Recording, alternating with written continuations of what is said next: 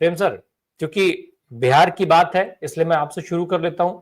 बहुत सीधी, बहुत एक सामान्य सी चीज है सर। अमित शाह साहब बिहार के प्रवास पे हैं।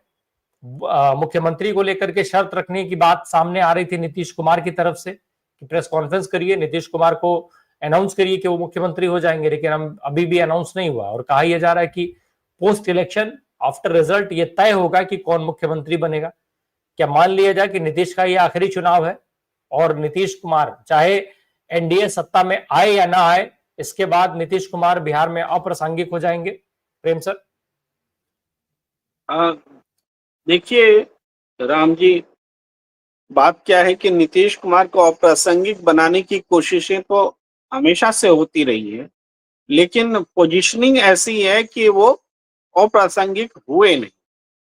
भाई, जब भी मुख्यमंत्री का पसंदीदा चेहरा होता है तो नीतीश कुमार नंबर 1 नहीं रखते हैं, कोई और होता है, लेकिन फिर भी मुख्यमंत्री नीतीश कुमार होते हैं।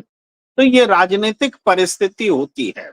उस परिस्थिति को इस तरह से बदलने में बीजेपी लगी है कि कल को नीतीश कुमार उनके लिए अपरिहार्य रूप से मुख्यमंत्री बनाए जाने वाली परिस्थिति में ना आए।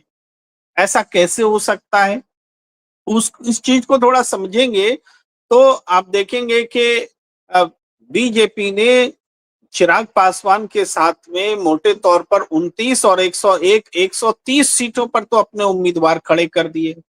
उसके बाद हम और उपेंद्र कुशवाहा की जो पार्टी आरएलएम है, ये दोनों मिला के 12 सीटें और हैं, तो 142 सीटें उनके पास हैं। अब क्योंकि इन सबको सीटें देने का काम वही कर रहे हैं, पहले नीतीश किया करते थे, अब नीतीश नहीं बांट रहे हैं सीट, बीजेपी बांट रही है। अब नीतीश कंप्लेन कर रहे हैं या बता रहे हैं कि एनडीए का मुख्यमंत्री का चेहरा होना चाहिए। नीतीश कुमार कभी ये नहीं बोलते, अतीत में भी उन्होंने कभी ये नहीं कहा कि मुझे मुख्यमंत्री बना दो। राजनीतिक रूप से बहुत करेक्ट रहते हैं। वो कहते हैं कि एनडीए का चेहरा घोषित कर दो, और एनडीए का चेहरा घोषित करने का मतलब नीतीश कुमार के अलावा कौन हो सकता है। तो लगभग यही टोन तेजस्वी यादव भी बोलना चाहते थे, हालांकि उतने परिपक्व नहीं है तो वो कई बार बोल जाते हैं मेरे अलावा कौन विकल्प है, और इस तरह से उतना मैच्योर्ड वे में तेजस्वी नहीं बोलते, लेकिन नीतीश कुमार तो बोलते हैं एनडीए का चेहरा दो। और बीजेपी ने साफ कर दिया, अमित शाह ने साफ कर दिया कि चुनाव के बाद ही हम तय करेंगे कि कौन मुख्यमंत्री बनेगा। यानी नीतीश के नेतृत्व में अब चुनाव हो रहा है, लेकिन चुनाव के बाद नीतीश का नेतृत्व रहेगा इसकी कोई गारंटी नहीं है। ये बात अमित शाह के बयान से लगती है। तो अब प्रश्न ये है कि क्या वो 15% वोट, 15-17% वोट जो नीतीश कुमार को मिलता रहा है, वो वोट कहाँ जाएगा। जातिगत वोटों की बात करें तो मोटे तौर पर कोयरी कुर्बी का वोट उनके पास रहता आया है, उसमें भी कोयरी वोट अब खिसक रहा है, खिसकने लगा है। कुशवाहा अब इधर उधर होने लगे हैं। तो ये चीजें तो आधार तो उनका गिरता चला गया है। अब बीजेपी की जिस रणनीति की हम चर्चा कर रहे थे, उसमें भी नीतीश कुमार की जो संख्या होगी, उस संख्या में जो घुसपैठ है ललन सिंह के रूप में या संजय झा के रूप में, और सवर्ण एमएलए हैं ये, और बहुत सारे पैसों पर, दौलत की ताकत पर इधर उधर होने वाले भी एमएलए हैं, उनके भरोसे बीजेपी चाहती है कि इतनी सीटों का अंतर रहे कि नीतीश कुमार अगर कुछ करना चाहे, शर्त थोपना चाहे, तब भी हम उनमें अंदर खाने स्प्लिट करा के उनकी मनमानी या उनकी शर्त को लागू नहीं होने दें। ये बदली हुई परिस्थिति है। तो अब भी लगता है कि ये काम इतना आसान नहीं है, क्योंकि महागठबंधन और एनडीए के बीच में जो गैप होगा, वो गैप जेडीयू का जो सीटें आएंगी, वो उस गैप के कम से कम बराबर जरूर होगी, उसके आसपास जरूर होगी। तो जब उसके आसपास होगी तो आप नीतीश कुमार को कैसे माइनस कर सकते हैं। तो इसमें भी भाई बहुत महत्वाकांक्षी है बीजेपी।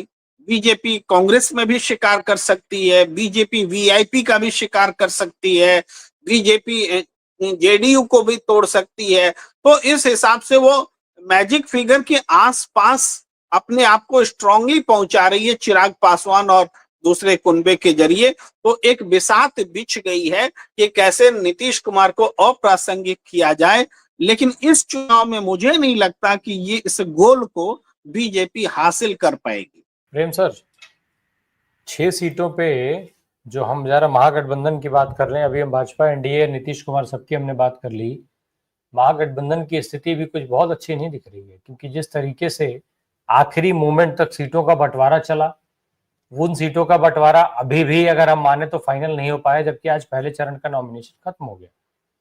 6 सीटें ऐसी जो है वो सामने आई हैं जिसमें माले ने भी उम्मीदवार उतार दिया है, कांग्रेस ने भी उम्मीदवार उतार दिया है।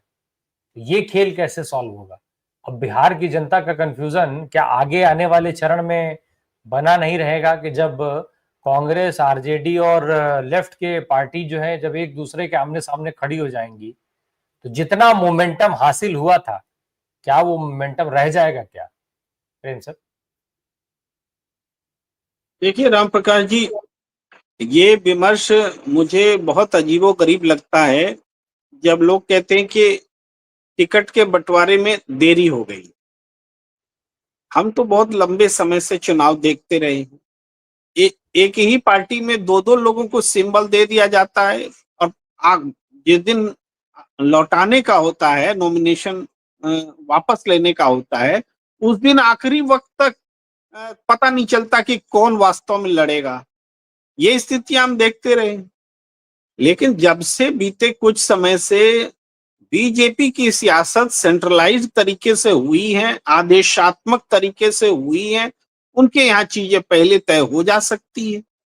लेकिन वास्तव में सीटों के बंटवारे में जिच रहना, माले अपनी सीट नहीं छोड़ना चाहता। क्यों नहीं छोड़ना चाहता है? क्योंकि माले कैडर बेस पार्टी है। माले को कहिएगा ये सीट छोड़ के वो सीट लड़ लो, तो माले नहीं लड़ सकती है। लेकिन चिराग पासवान को क्या जाता है, उसको ये सीट छोड़ के दूसरा सीट दे दो तब भी लड़ ले, अपना प्रत्याशी दे दो, हमारा सिंबल ले लो, अपना सिंबल दे दो, मेरा प्रत्याशी ले लो, इसमें उनको कोई दिक्कत ही नहीं। तो लेकिन माले और कांग्रेस ऐसा कैसे कर सकते?